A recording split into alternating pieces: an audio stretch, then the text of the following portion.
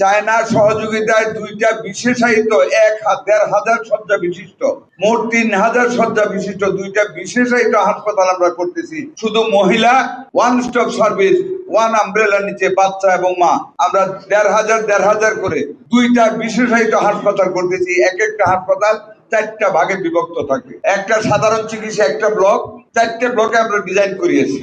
আর একটা block breast cancer and cervical cancer, যেটা ইউটেরাসে, এই ক্যান্সারের জন্য মেয়েদের। একটা থাকবে কিডনি ডায়ালাইসিসের জন্য, আর একটা থাকবে জেনারেল অসুস্থতা মানে ডেলিভারির জন্য। 4টা কর্নার থাকবে শুধু মহিলা এবং শিশুদের জন্য। ইন্টেনসিভ কেয়ার ইউনিট থাকবে, পোস্ট অপারেটিভ রুম থাকবে, ওটি থাকবে, লিফট থাকবে।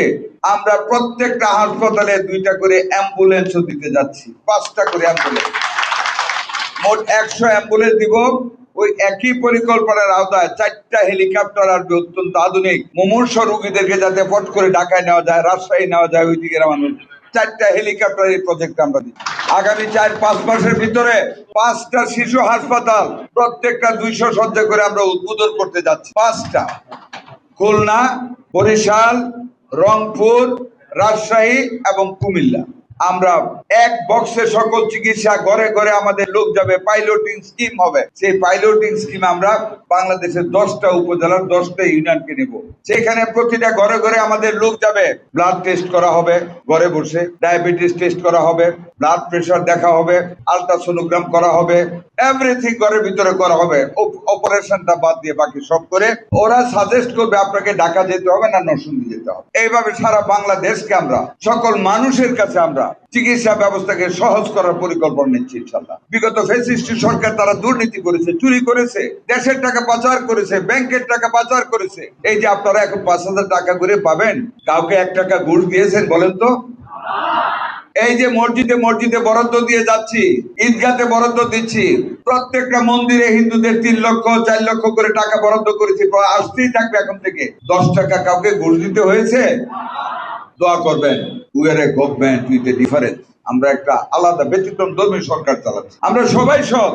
আমারটা আমি শুধু একটা বলবো না, আমাদের মাননীয় প্রধানমন্ত্রী সকল দুর্নীতির ঊর্ধ্বে সবাইকে থাকতে বলেছেন। আর আমি তো ব্যক্তিগতভাবে কতটুকু সৎ ন্যায় নীতি দেবেন আপনারা জানেন। 1 পয়সা কোনো কাজে কাউকে ঘুষ দিবেন না, দুর্নীতি কেউ করতে পারবেন। আপনাদের হক আপনাদের কাছে যাবে।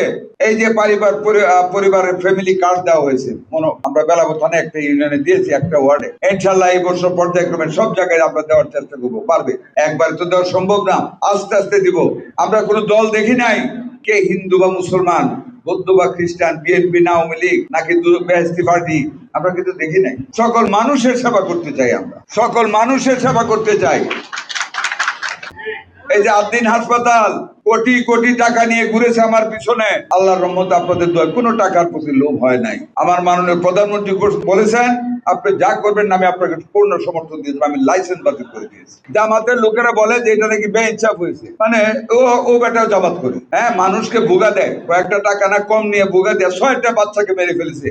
ওরা এখন ওনার পক্ষে কথা বলুক আর যাই করুক, বাতিল করছি তো করছি। এই একটা পানিশমেন্টে সারা বাংলাদেশের প্রাইভেট হসপিটালগুলি ঠিক হয়ে যাবে। একটার পানিশমেন্ট, মানুষকে সেবা দিতে হবে। টাকা নিবে, সস্তা কথা বলে কম নেয়, আরে কম নেয় কি কম, পেটকাইটা কম নেয় কি করে, এগুলি মানুষ মায়ের ভিতরে 6টা মায়ের বুক খালি হয়েছে। কাজে এগুলি থেকে আপনাদের সাবধান থাকতে হবে। মানুষের সেবা করতে হবে সত্যিকার ভাবে, বিনা স্বার্থে। লোক দেখানো সেবা করলে চলবে না।